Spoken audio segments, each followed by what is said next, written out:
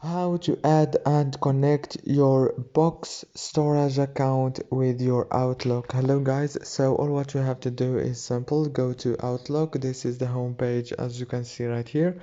Now go to the top corner, click on this profile picture and go down, click on settings as you can see right here.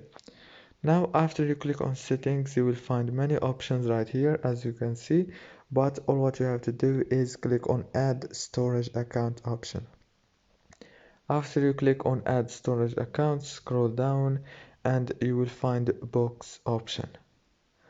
Click on box option and you will be able to connect your box account with your Outlook very easy and fast. If this video was helpful, please don't forget to like and subscribe, and thank you so much for watching this video until the end. See you later.